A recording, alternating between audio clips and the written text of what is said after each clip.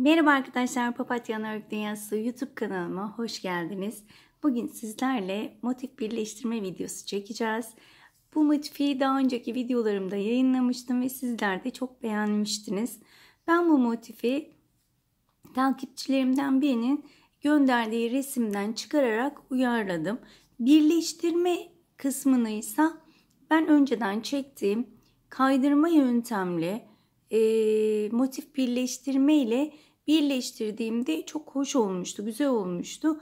Ama bazı takipçilerim o birleştirmeyi pek uygun görmediler. Yaptıklarında düzgün durmadığını söylediler. Ben de tabii her zamanki gibi mükemmelliyetçi olduğum için hemen size farklı bir şekilde birleştirme tekniği buldum. Hemen onu göstermek istiyorum. Şöyle hemen başlayalım isterseniz. Ben yine 4 tane ile göstereceğim. Bu ikinci. Bakın arkadaşlar, son sırayı ördüm. Bakın şuradan başladım. 3 tarafını da ördüm. Sadece iki tarafı da ördüm. Sadece şurası kaldı. Bazen şaşırıyorum, kusura bakmayın. 3 tarafı da örmüşüm. Sadece şu bölümü bırakmışım. Bakın hemen buradan başlıyorum. Çok uzatmak istemiyorum. Hemen şöyle 3 tane köşem için ikili trabzan yapıyorum. Bir zincir çekiyorum. Bakın şöyle şu kulakçığın tam ortası, yani köşemin bir zincir çektiğim yerine batırıyorum şöyle. Hemen arasından geçiriyorum. Bir zincir çektim ve 3 tane daha altında yine gri ile beraber örüyorum. 3 tane ikili trabzanımı yaptım bu şekilde. Şimdi arkadaşlar bir zincir çektim. Bakın ikinci boşluğuma batırdım. Şöyle arasından geçiriyorum. Başını doluyorum. Burada farklı renge geçecektik. Pardon.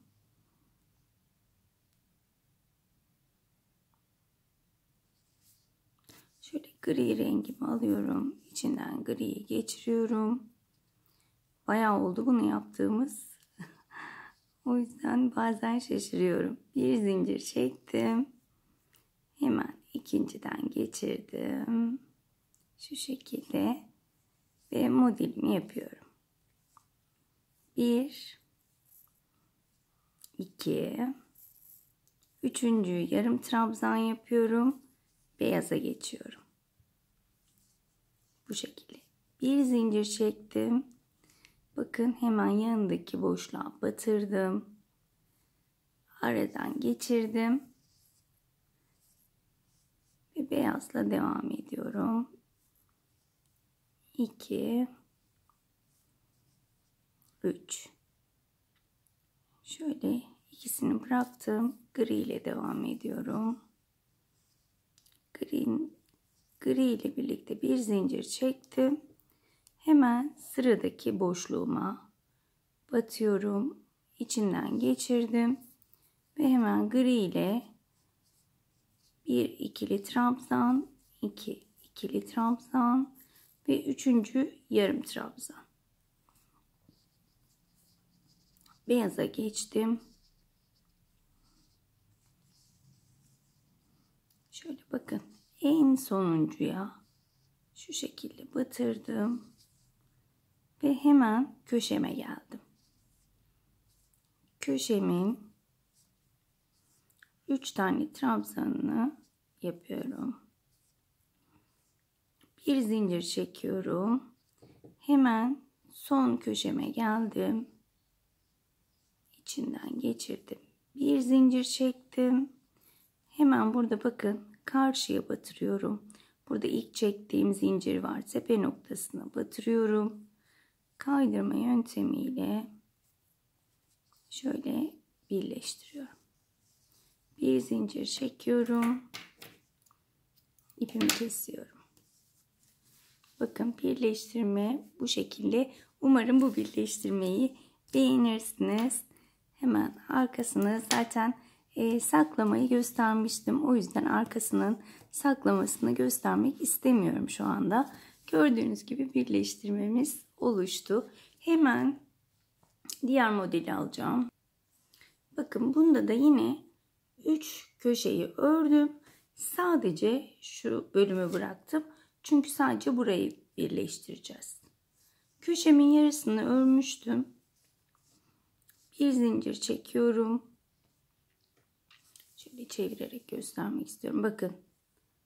Hemen köşemden başladım. Bir zincir çektim. Şöyle şunu da arkaya alalım. Köşemin devamını örüyorum. 3 tane ikili trabzan.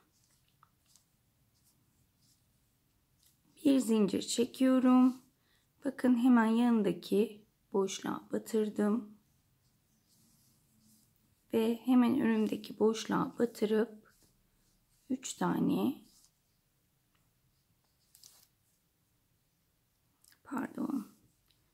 şurada yine griye geçecektik.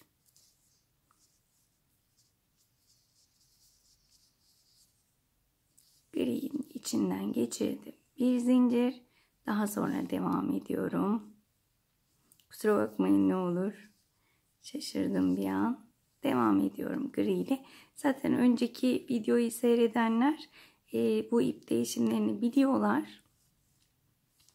Evet, üçüncüde yarım örüyorum. Beyaza geçiyorum. Beyazda bir zincir. Hemen yanındaki bakın boşluğa battım. Ve devam ediyorum. Bu şekilde de birleştirme güzel oldu. Yarım yaptım. Griye geçtim. Bir zincir çektim. Hemen bakın önümdeki boşluğa batırıp ilmeği içinden geçiriyorum. Ve önümdeki boşluğa 3 tane ikili trabzan yapıyorum. Üçüncüyü yarım örüyorum. Çünkü beyaza geçeceğim.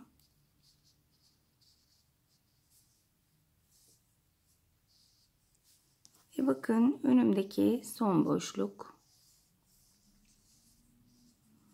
Ve bakın köşeme geldim. 1 2 3 bir zincir çektim. Ve bakın tam ortaya batıracağım arkadaşlar şöyle. Tam ortaya batırıyorum. İçinden geçirdim.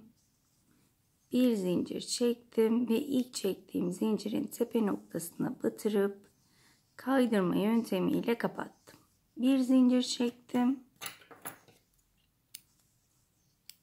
İpimi kesiyorum ve üçüncü modelimi de bu şekilde birleştirmiş oldum.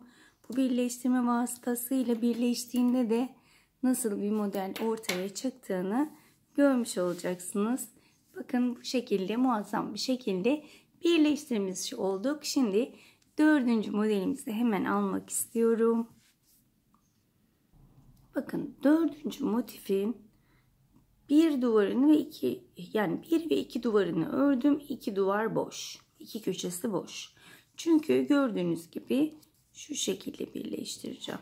2 duvarı aynı anda. O yüzden yarım motifimi yaptım. Yarım köşemi 3 tane ikili trabzanımı yaptım. Bir zincirimi çektim. Ve hemen bakın şuradaki köşeye batırıyorum tığımı. İçinden geçirdim. Bir zincir çektim. Ve 3 tane ikili trabzan yapıyorum. Burada şaşırmayacağım. Evet. Üçüncüyü yarım yaptım. Hemen griye geçiyorum. Gri ile içinden geçtim. Bir zincir. Bakın birleştirme şeklimiz aynı şekilde ilerliyor burası. Bir zincir, hemen önümdeki boşluğa batırıyorum. Alttan da krem ipimi yürütüyorum. Üçüncü yarım ördüm. Beyaza geçtim. Bir zincir çektim. Hemen önümdeki boşluğa battım. Bu şekilde devam ediyorum. Aslında bu şekilde birleştirmek de inanın çok kolay. Ama kaydırmalı birleştirmeyle de çok güzel oluyordu. Ama birkaç tane video gelince dedim en iyisi bu şekilde de göstereyim. Benim de içim rahat etsin. Takipçilerimin de. Bu şekilde sırayla devam ediyorum.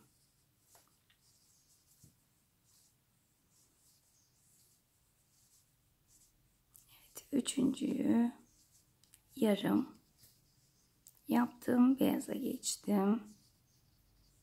Bir zincir. Bakın burada son bir tane boşluğum kaldı. Hemen köşeme başlıyorum. 1 2 3 tane ikili trabzanımı yaptım. Bir zincirimi çektim. Şöyle şunu da alta alayım. Kafanız karışmasın. Şu iple beraber. Evet. Bakın yine tam ortaya batıracağım. Şöyle bakıyorum, tam orta neresi? Tam orta burası. Tam ortadan şöyle içinden geçirdim. Bir zincir çektim ve köşeye devam ediyorum. 2, üçüncüyü yarım yaptım ve gri ipime geçtim. Bir zincir çektim. Bakın hemen önümdeki ilk boşluğa batıyorum. Ve örmeye devam ediyorum. 2, üçüncü yarım, beyaza geçtim. Bir zincir, hemen önümdeki boşluğa battım. Ve hemen önümdeki boşluğa 3 tane ikili trabzan yapıyorum. Üçüncüyü yarım, griye geçiyorum. Bir zincir ve bakın hemen önümdeki boşluğa batırdım ve bu motifteki önümdeki boşluğa da 3 tane ikili trabzan yapıyorum. Yarım yaptım. Üçüncü beyaza geçiyorum. Bir zincir. Bakın son aram kaldı. O son araya da battım. Burada zincir çekmiyorduk. Şöyle hemen köşeme geldim. 3 tane ikili trabzan yapıyorum burada. Bir zincir çekiyorum.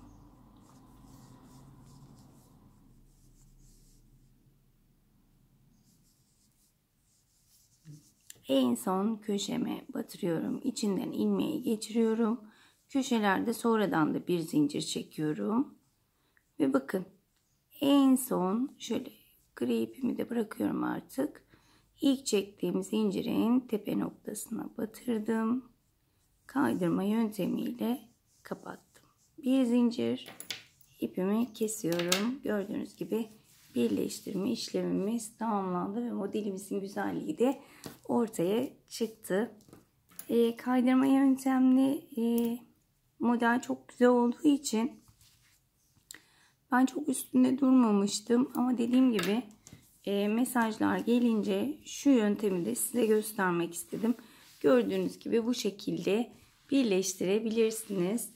Dediğim gibi önceki videomda dediğim gibi birleştirildiğinde ayrı bir motif ortaya çıkıyor. Onu da göstermiş oldum arkadaşlar. Hemen şöyle üstün körü saklamak istiyorum modelimi.